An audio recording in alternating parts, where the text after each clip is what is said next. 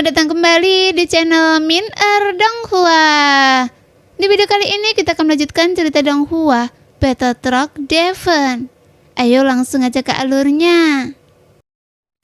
Seperti kata pepatah, setiap orang bertanggung jawab atas peristiwa besar di dunia.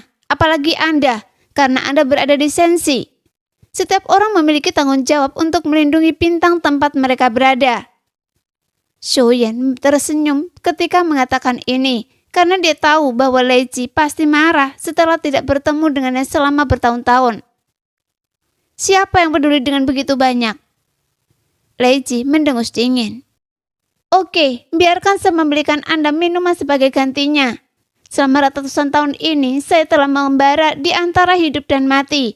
Meskipun saya tidak ingin berhenti, tetapi bagaimana saya bisa berhenti? Jika Anda berada di posisi saya, beranikah Anda berhenti? Shoyan berkata sambil tersenyum. Mendengar itu, Lei Ji terkejut. Meskipun dia masih mengerti bahwa Shoyan bercanda, tapi Shoyan harus memiliki temperamen tertentu. Jadi ekspresinya perlahan melembut. Oke, lupakan saja. Saya tidak akan marah pada Anda. Tetapi Anda tidak bisa melupakan perjanjian di antara kita. Anda harus menghidupkan kembali klan Lailin saya ketika Anda sudah cukup kuat. Lei Jing berkata. Mendengar itu, Shoyan tersenyum. Bagaimanapun Shoyan ingat janjinya. Lagi pula Shoyan bukanlah orang yang tidak tahu berterima kasih. Jika suatu saat dia benar-benar memiliki kemampuan untuk membuat janji tersebut, dia pasti akan memenuhi keinginannya. Hanya saja untuk saat ini Shoyan belum cukup kuat, tapi Shoyan selalu teringat akan bantuan Lei Ji dalam perjalanannya. Bagaimanapun pertumbuhannya didukung oleh tangan banyak orang, dan dia terus bergerak maju hingga mencapai posisi sekarang. Mengumpulkan hati api abadi hingga menjadi bintang, tapi Shoyan pasti tidak akan melupakan niat aslinya. Saat dia kembali ke alam dewa kuno setelah ini selesai, saya pasti akan minum dan bersenang-senang dengan Anda, kata Shoyan perlahan. Saudara Shoyan, Anda harus memanggil saya ketika Anda sedang minum. Dong Haiyuan menepuk dadanya. Dia memiliki tubuh yang tinggi dan senyum ramah di wajahnya, dan dia berkata sambil tersenyum. Kami semua sangat ingin tahu tentang apa yang terjadi di sini. Segera Shoyan dengan kasar menceritakan apa yang terjadi di sini.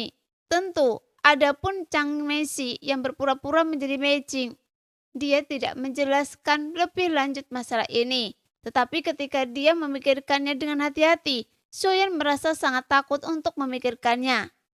Selama percakapan, Shoyan mengangkat kepalanya, matanya terlihat dipenuhi kebingungan. Karena keberadaan Chang Meishi yang menyamar sebagai Ye Beijing terlalu menakutkan.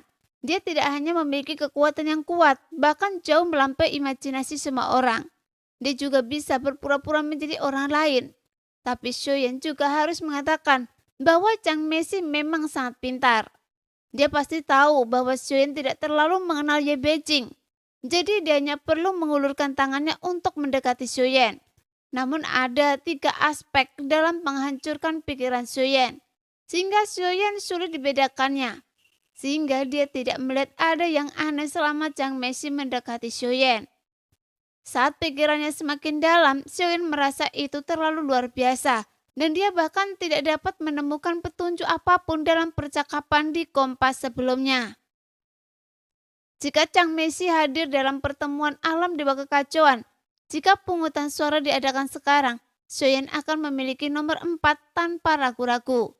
Karena saat dia masuki pertemuan, dia bersama Ye Beijing di Kompas yang sama. Lagi pula, Chang Meishi tidak hanya meniru Ye Beijing, tetapi karakternya. Bahkan dia juga mengetahui banyak detail dalam pertemuan. Tepat ketika Shoyan sedikit melamun saat memikirkan hal ini, Lei Ji menyadarkan Shoyan saat ini.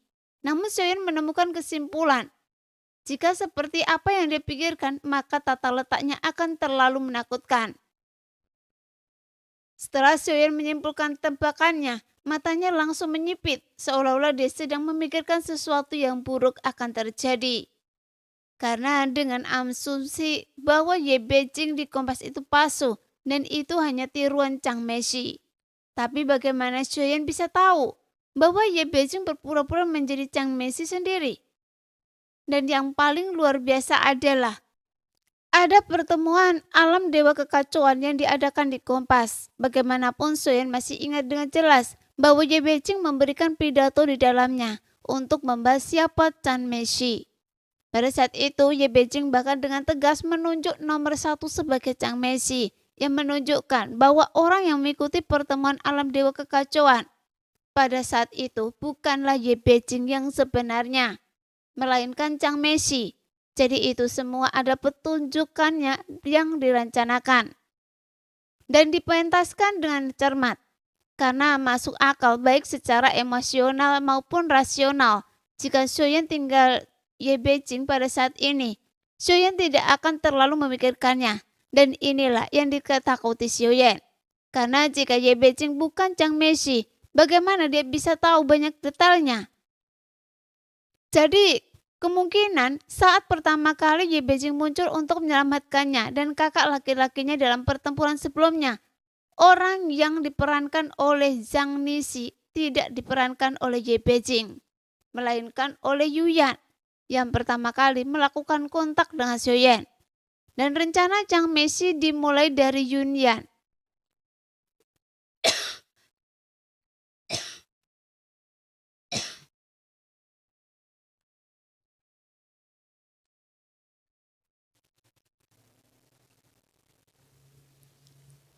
Jika tidak, Chang Meishi di Kompas pasti akan menunjukkan kekurangannya. Dan hal yang paling luar biasa sekarang adalah semua ujung tombak diarahkan ke Ye Beijing. Jika tindakan seperti itu dilakukan, maka Chang Meishi akan membunuh 2 burung dengan 1 batu. Dia tidak hanya ingin Senshi dan Taishu memulai pertarungan, tetapi dia juga ingin Xiaoyan secara paksa memulai perang dengan Taishu. Menurut rencananya, Xiaoyan seharusnya tidak bisa keluar dari level ini. Tapi Chang Meishi jelas salah perhitungan karena Xiaoyan tidak hanya selamat tetapi dia juga memusnahkannya dan akhirnya meninggalkan topeng yang membuat segala menjadi lebih rumit bagi Xiaoyan. Dan ada 2 kemungkinan untuk meninggalkan topeng ini. Yang pertama adalah Chang Meishi mengajak Xiaoyan juga menjadi Chang Meishi. Tapi karena Xiaoyan sangat lemah dan Chang Meishi sangat kuat, jadi dia mengapa repot-repot merekrutnya. Jadi seharusnya tidak ada niat yang jelas untuk merekrutnya. Ada juga kemungkinan kedua, dia sengaja meninggalkan bukti dan menunggu Xiaoyan berpikir dengan hati-hati sehingga dia bisa menguncinya. Sehingga Xiaoyan tidak mencurigai Ye Beijing. Dan rencananya bisa berjalan menjadi lebih baik. Karena topeng ini adalah bukti bahwa Ye Beijing bukanlah Chang Meishi. Namun Xiaoyan tidak mungkin membedakan mana di antara kedua kemungkinan tersebut yang benar. Jadi Xiaoyan sekarang memerlukan kesaksian dari Ye Beijing untuk mengkonfirmasi siapa yang menghadiri pertemuan alam dewa kekacauan. Hei, apa yang sedang Anda pikirkan? Melihat Xiaoyan terus melamun, Lei Ji berkata dengan rasa ingin tahu. Namun Xiaoyan tidak mengatakan apa-apa, kemudian dia hanya menangkupkan tinjunya dan mengucapkan selamat tinggal. Berubah menjadi pelangi panjang dan pergi. Dasar pria yang tak berperasaan, pergi saja. Wajah cantik Lei Ji menunjukkan ketidaksenangan.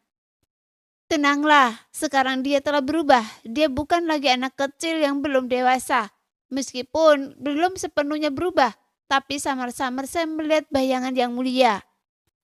Dong Haiyuan melihat ke belakang Xiaoyan dan menyadari bahwa anak laki-laki yang sebelumnya membutuhkan perlindungan sebenarnya telah menjadi lebih kuat. Hanya saja dia akan menjadi semakin membosankan, kata Lei Ji yang membuat Dong Haiyuan tertawa pelan. Xiaoyan kembali lagi ke tempat ratu dan Ye Beijing sehingga kedua wanita cantik itu memandang Xiaoyan secara bersamaan. Tetapi Xiaoyan masih berencana untuk berbicara dengan Ye Beijing terlebih dahulu. Ye Beijing, ayo kita berbicara berdua lebih dulu, karena ada sesuatu yang perlu saya konfirmasi, kata Xiaoyan sambil memandang Ye Beijing. Tepat ketika Ye Beijing tiba-tiba diajak berbicara terlebih dahulu, ada kegembiraan di wajahnya segera hilang, dan dia menoleh ke arah ratu dengan senyuman menggoda. Segera Xiaoyan dan Ye Beijing datang ke samping berduaan dan langsung melindungi mereka berdua dengan kekuatan jiwa mereka untuk memastikan bahwa tidak akan ada yang mendengarnya karena percakapan di antara mereka bersifat rahasia. Ini pertemuan pertama kita di sini kan? Xiaoyan menanyakan pertanyaan pertama kepada Ye Beijing dan Ye Beijing menatap Xiaoyan dengan ekspresi aneh. Apakah Anda berbicara tentang jati diri saya dan itu ada berada di dunia sensi? Mata Ye Beijing segera menjadi tegas, tapi dia segera mengangguk. Saya mencari Anda kemana-mana sebelumnya, dan meskipun saya meninggalkan tanda kecil pada Anda, tapi Anda itu menghilang setelah itu, dan kemudian saya kembali secepat mungkin. Jadi ini pertama kalinya kita bertemu di dunia sensi. Saat dia mengatakan ini, Ye Beijing terkejut dan tersenyum dengan dua rona merah di wajahnya, seolah-olah tampak malu. Saya tidak berharap Anda begitu perhatian. Apakah Anda bahkan menuliskan pertemuan pertama kita? Suara Ye Beijing tiba-tiba menjadi lucu. Mendengar itu, Xiaoyan tercengang, karena otak cinta ini benar-benar tidak terkalahkan. Berhentilah berpura-pura, bukankah Anda seharusnya menjadi Chang Meishi? Sambil berbicara, Xiaoyan menyipitkan matanya sedikit sehingga suasana tiba-tiba menjadi serius. Tepat ketika Xiaoyan menganggapnya dia adalah Chang Meishi, ekspresi Ye Beijing sedikit berubah. Jangan berbicara omong kosong tentang Chang Meishi, karena bagaimana saya bisa menjadi Chang Meishi? Ye Beijing merasa sangat aneh karena dia telah lama menjadi tersangka.